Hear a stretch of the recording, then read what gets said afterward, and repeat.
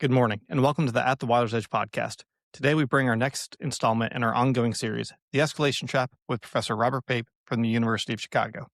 If you've enjoyed this content, please be sure to like, subscribe, and share with a friend. It really helps get the show out to more people.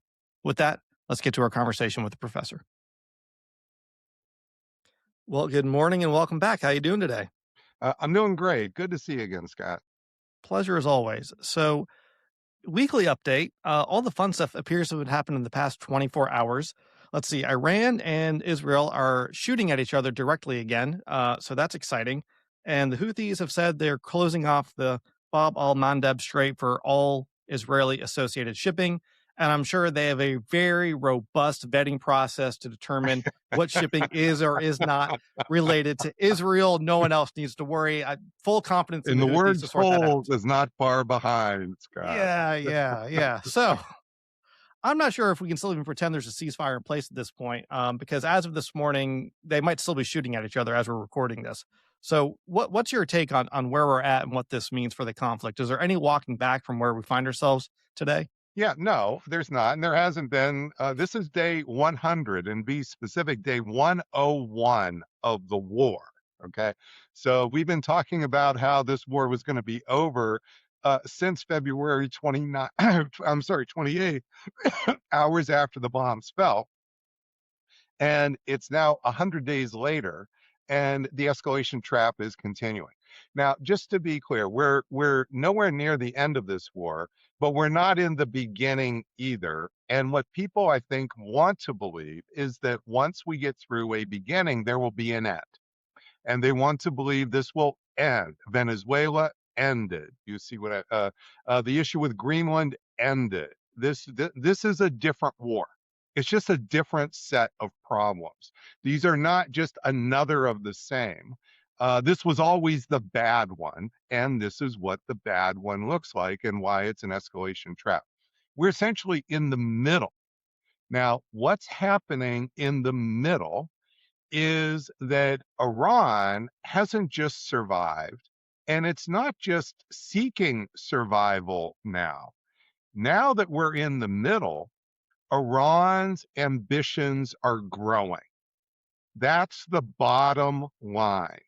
What's occurring is Iran's ambitions are growing to emerge, as I've said it would over the next year or so, as the dominant hegemon in the Persian Gulf, which would make it the fourth center of world power, complete with nuclear weapons. This is exactly where the trajectory we are on. We're in the early stages of it, of course. It's not happening overnight, but this is the trajectory we are on. And the only way you're going to stop that trajectory is with escalation. There's no other way. It's not like, oh, they're just going to realize they should be nicer and so forth. And what's happening, just to give some teeth to this, is that if you look at Iran's behavior in the over the last week, you can see the clear telltale signs of its ambition. So just literally a week ago, what happened is we had another round of more minor escalation here, where people described it as tit for tat. We hit some targets, but Iran didn't just play tit for tat. They upped the ante when they attacked into Kuwait and they attacked into Bahrain. They attacked not the forces literally doing the assaulting. What they did is they were attacking a somewhat wider set of targets. And it's important to notice that widening of targets here. So it was Kuwait, Bahrain, and then also the airport got hit, not just U.S. military bases. What this was Iran spreading its wings. It's the beginning of this ambition, because to become the dominant power in the Persian Gulf, you need to increasingly push and have the Gulf states push out U.S. military bases, and this is the beginning of that. Then what happened is Iran threatened that if Israel did not stop attacking its ally in Beirut, Hezbollah, the key strongholds Hezbollah has in Beirut, Iran would attack Israel's homeland and truly make a clear mark that's what we're talking about now. Well, Israel, President Trump tried to stop Israel, did hold for about 2 3 days, but then Israel went further anyway into Beirut, and Iran carried through its threat, and then of course Israel has retaliated for that. So this is not just a sort of a random breaking down of the ceasefire. This is Iran protecting its ally and in Hezbollah. On top of that, then the end of last week, there was a major interview on CNN, which everybody should watch, where the senior military advisor to the supreme leader gave a public, directed to the Western audiences interview, where he is essentially demanding more power for Iran. He's demanding $24 billion up front to even get into further discussions anymore with the United States. This is a pay, not this isn't a pay a signing bonus. This is just to get into the room, Scott. Then on top of that, he's explaining how Iran is going to what this negotiation is really going to be about is solidifying Iran's fees for the ships that pass through Hormuz and solidifying America's withdrawal from the Persian Gulf. So this is what and then he says, and if this does not happen, we will widen and hit the Red Sea. And we'll talk about the Red Sea in just a moment of why it's so special, which I'm sure many of your audience know, but we'll put some points on. Hmm. So what you were seeing in its behavior and its rhetoric, ambition, Scott. This is not the behavior and rhetoric of a state that's trying to consolidate the current status quo, freeze things. It's suffering so much. Oh my goodness, let's just get your foot off my neck. I need some relief. This is the behavior of a state, an actor that's revising the status quo.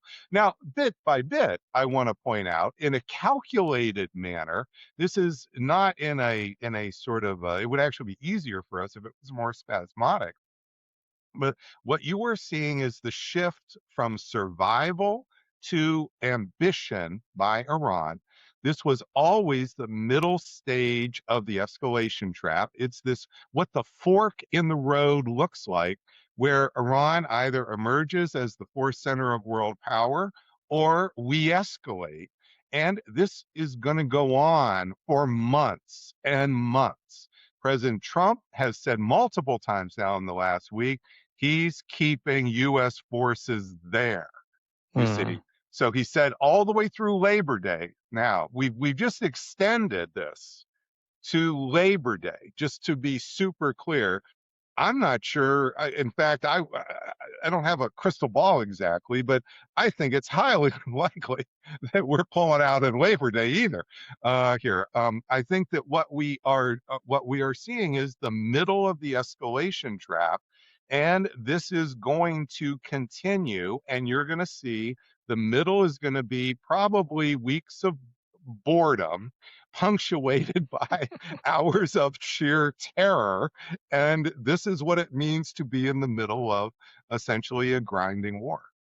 Well, I guess families should start thinking about what Christmas looks like in the Gulf if we're going Yeah, to keep going down this road. yeah. But I think this is really quite wrong. It's right for our troops to understand that this is not changing. And the reason is because Iran is remaining absolutely firmly committed to its key goals and has added to those goals as time has gone on. So the key goal number one before the war was keep its enriched uranium on its soil.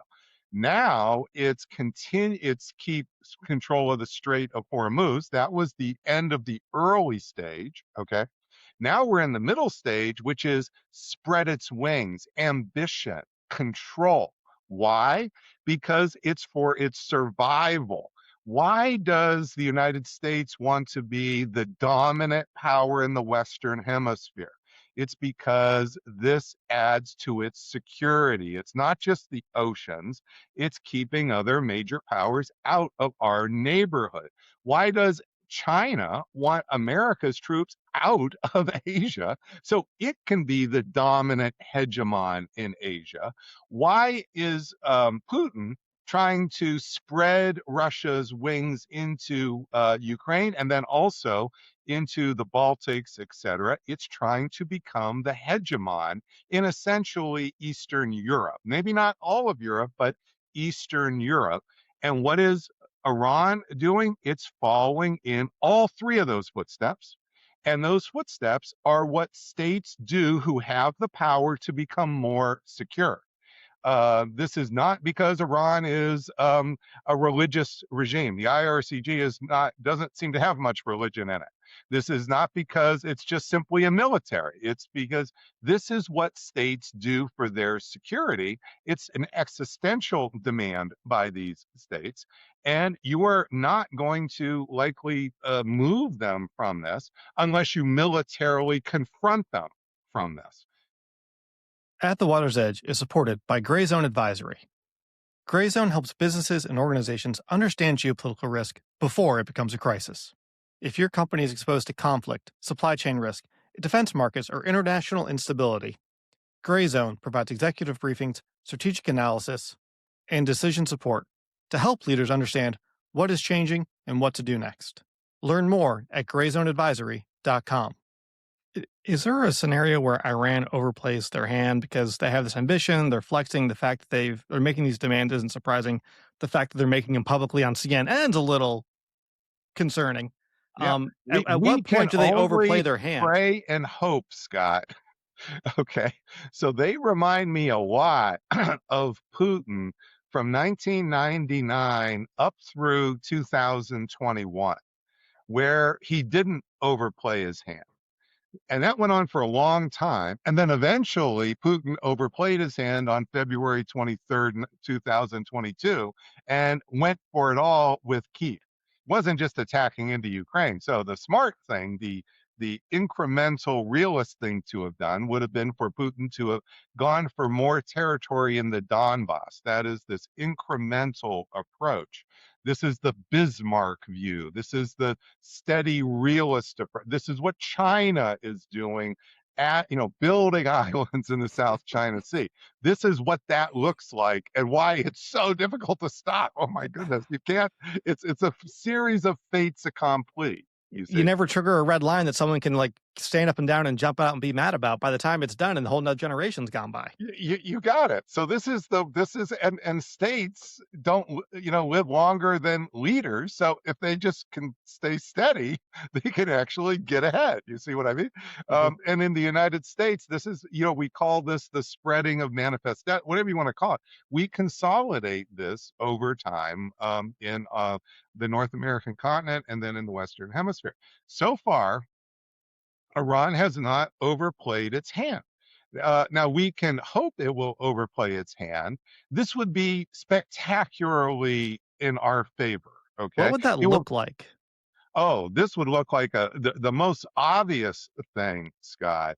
Again, I don't expect this, but just so people would get an idea, is go back and replay the early stages of the Iran-Iraq war. There are certain islands around Kuwait. You'll even see that there have been like 8 IRCG commandos who got stuck in a boat around this. So they're tiny little bits of this. But what it would look like is a ground offensive or an actual offensive. You see, now this would be music to our ears because this is just what our precision Air Force and our naval power, man, this is hammer and anvil, smash the bids, bombing to win.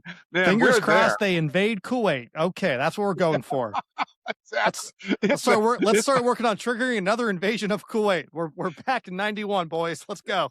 Well, just to kind of give some historical analogy, this is what Bismarck did when he talked Napoleon III, or suckered him into attacking Prussia in 1870, which then consolidated the Prussian principalities into the Germany we all learned to love and then hate later on.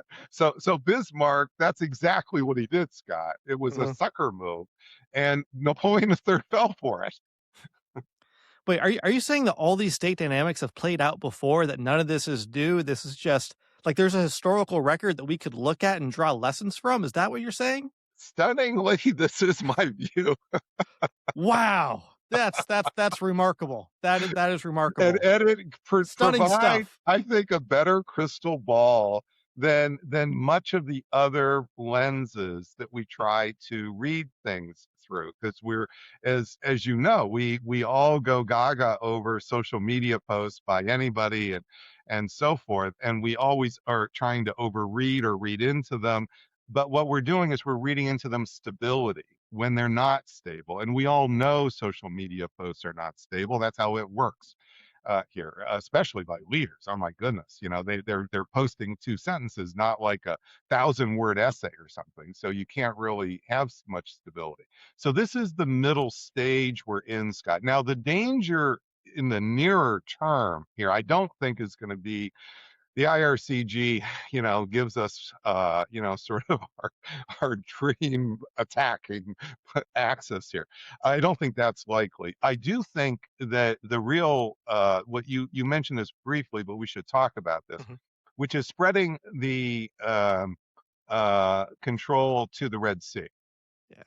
Now, this would not be primarily, I think, with Iran itself, although it has some capability to do that with its missiles and its drones. If those missiles and drones can hit Israel, they can hit targets near and in the Red Sea. I think this is back to the Houthis. So this is what has already happened. The Houthis have apparently already declared that they are going to go after Israeli traffic. And as you said, they might not be very specific about it. Well, what happened at the end of April is the Houthis started to float the idea that if Iran is going to get tolls around, or fees, whatever you call them, around Hormuz, they're going to do this around the Red Sea. Now, that's crucial because not so much of Israel narrowly, but because the Saudis and the UAE, but it's primarily the Saudis, have been bypassing the Strait of Hormuz with millions of barrels of oil a day. I think it's something like 3 to 4 million barrels of oil a day have been doing an end run around Hormuz and traveling through pipelines to the ports at the Red Sea. So what that would mean to either threaten that, cut it off, increase insurance, all of that same pattern is that suddenly we're going to lose another 3 or 4 million barrels a day of oil. Now, just to put this in further perspective, so on the Substack, the Escalation Trap, I've been laying out these long posts where the economic forecasting, I've been explaining this, but I realize that it's hard for people to internalize all this. So just to sort of bring people more up to speed on some of these posts. So I've been talking a lot about how the course of the economic consequences would play out. Well, one of the big things people probably are already hearing about is the oil inventory drawdown. And that's something I'm talking about too. But what they may not know is that a lot of those estimates that the financial analysts are making are assuming that the Red Sea oil continues unabated without risk whatsoever. And that has been a critical assumption in their modeling. And one of the reasons why the price of oil has been hovering around Brent crude at $95 a barrel and not $125 a barrel. And that issue of Red Sea oil, it may seem like a relatively small amount, 3 to 4 million barrels a day, but it's enough to create optimism. There's some psychology to these prices, and there's an actual real supply. You see what I mean? It's not nothing. It doesn't replace the 15% that's been taken off, but it's not nothing. And so you take that extra 3 or 4 million barrels of oil a day off or put it at risk, those models are going to change in a heartbeat. You see what I mean? So suddenly it's not just the middle of July, we run to the bottom of the barrel of the inventories as we currently understand them. We also lose the next 3 or 4 million barrels a day. You see, this is a force Mhm. multiplier. That's why I think the IRCG, that military spokesman for the supreme leader, notice he's he's putting a like almost underscoring in bold. You know how when I post these things, I try to underscore or put things in bold because people are skimming and so forth. They don't, everybody does that, right? So he's Mhm. doing that with the Red Sea. Red Sea. So I just want to keep underscoring Red Sea. Iran, survival to ambition, Red Sea. Those are the sound bites coming out of today. It surprises me and also doesn't surprise me that the finance folks aren't accounting for geopolitical risk in the Red Sea with oil supplies. Because I mean, the Houthis have previously sunk a tanker in the Red Sea, Yeah, and they just did that for shits and giggles at the time. They weren't being yeah. asked by another world power. They weren't being motivated by the possibility of getting tolls. Granted, finance folks can't think more than 90 days ahead and forget what happened yesterday. So I get it, but geopolitical risk analysis, folks, it's important for financial Well, models. well, this is what really is the hard part to integrate, Scott. So, Yeah. military folks, they are really good at the tactics of military weaponry and also command with troops. That's just absolutely their bailiwick. Financial folks are really good at the tactics of deal making. You see, so it's not that they're like subpar intellects or so forth. It's not that they're not hyper professional at their jobs. It's that they're really experts, like the way a surgeon is an expert in the organ that surgeon is operating on. You see what I mean? Mhm. That is the way to think about these, and you need, of course, the that hyper level of precision in the military and in finance, just like you do with the surgeon in the operating room. So I highly, highly think this is crucial and respectful of and so forth. But that's not the same thing as integrating that with geopolitical analysis. That it's just sort of it's sort of, well, I'm a super expert at this other thing, yeah, okay, I can kind of see enough, and I kind of it's there's also expertise in that, and that's what the escalation trap is. It's that bridge here, and that's why the predictions have been pretty steadily on the money for months now. But it doesn't tell you like what's going to happen like in the next 12 hours, but it Mhm. does tell you not to overread confidence or not to underread what are the medium things that are actually going to determine the outcomes here. You mentioned something right at the top of this with Iran becoming a fourth center of world power. You mentioned, regional hegemon with nuclear weapons. How do you think this conflict is impacting Iran's nuclear calculus? Because ostensibly they're still saying that they have no intention of creating a nuclear weapon. But from a state logic point of view, it's difficult to imagine them not pursuing one once all this wraps up, however it does. That's right, and you're starting to see some of the early signs that they understand that, and it's a little hard to know. But on some of the other podcasts here, and a lot of your listeners will know what I mean. There's some reports that Iran already has a nuclear weapon or is in conversations. Key leaders in Iran with key leaders in Pakistan. That there has been some leaks about some readouts about. Um, some nuclear scenarios and so forth. This is exactly what the early stages of that all look like, Scott. Mm. So it doesn't mean that reality is here with us this moment. I think that's not really the way to understand it. It's that things move in increments, usually, Scott. And this is true in military operations. It took really several months to prepare for the bombing of Iran. It didn't just happen all because President Trump decided on Friday, February 27 at 3:15 he wanted to do it. There was a lot more behind it than that. Maybe 6 weeks is probably the real period of time for that. But with nuclear weapons here, there's a lot of things that have to come together, and some of it is also preparing your public. So why, for instance, would this even come out in this way? It's because even if the public has moved in this direction and your leaders are moving in this direction, you still would want to do it if you're gonna do it in a solid way, in this more incremental fashion.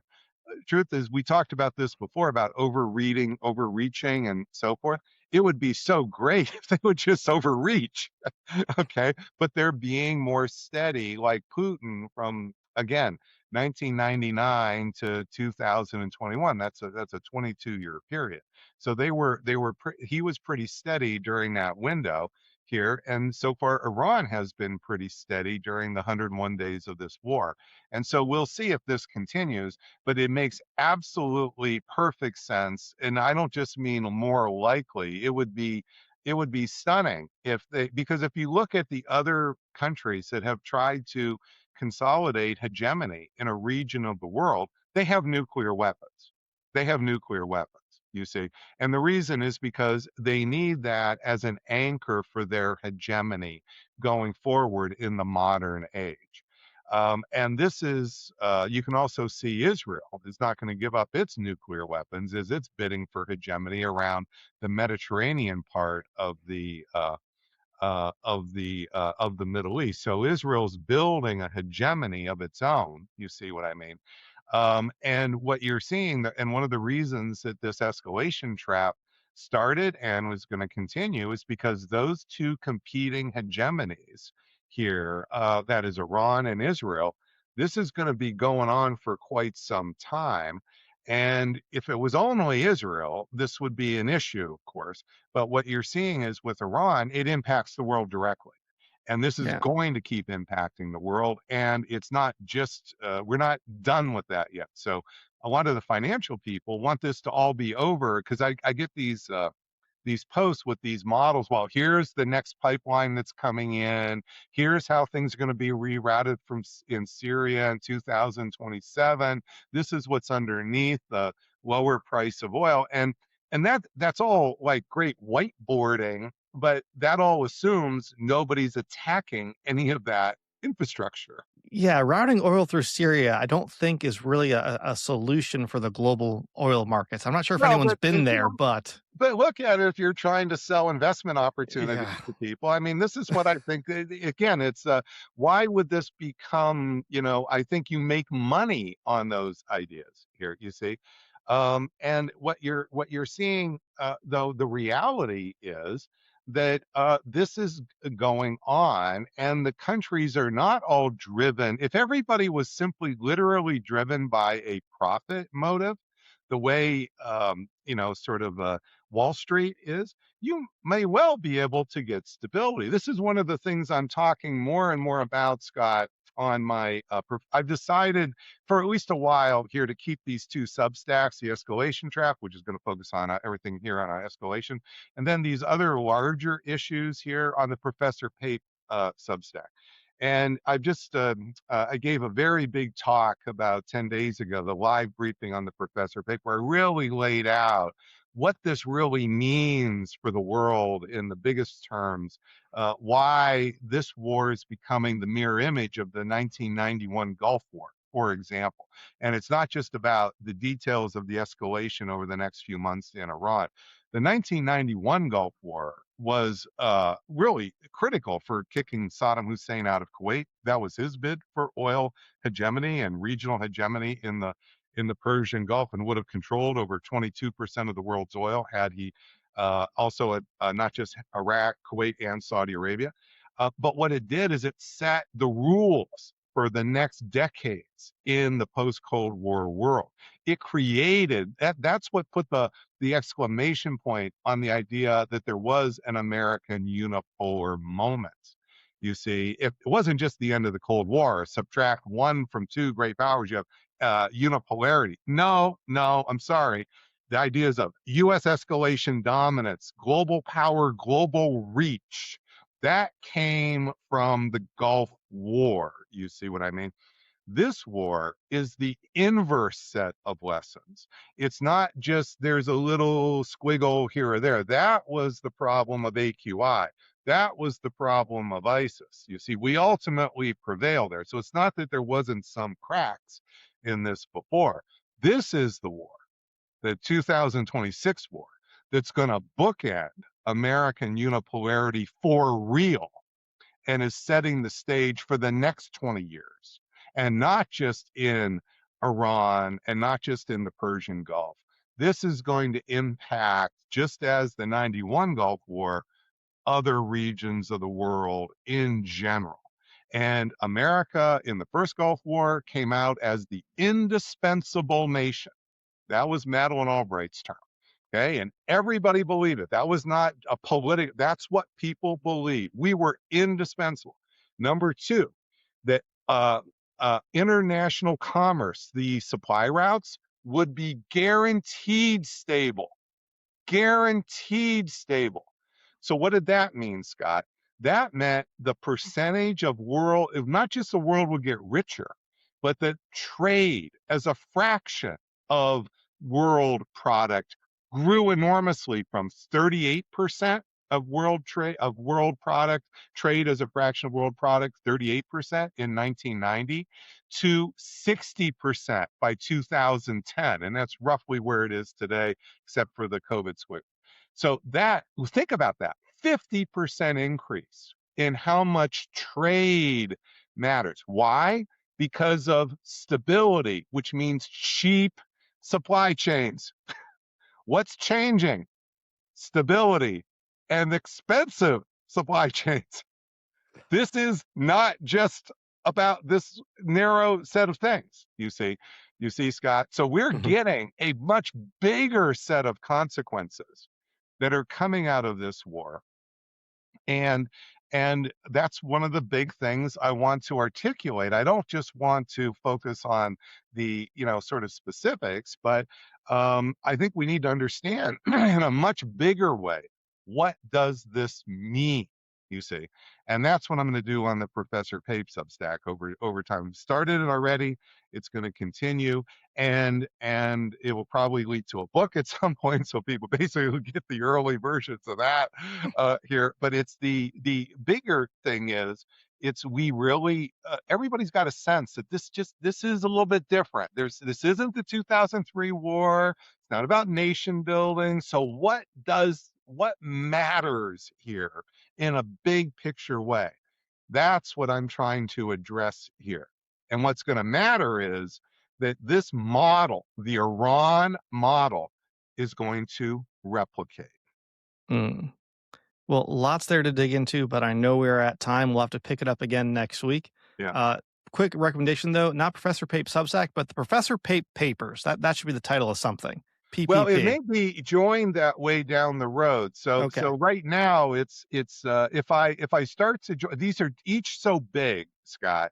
The practicalities are I'd have to destroy one. It's like I got to destroy the city to save it. Is that so? If somebody's got a more brilliant idea, but this isn't going to just be, oh yeah, just get it. No, this isn't the way it works. So I'm going to muddle through this over time, and then maybe it will be just the Professor Pape. I like that idea, Scott, down the road here, and let's hope that we get like a 4 or 5 month lull in the world when that makes perfect sense.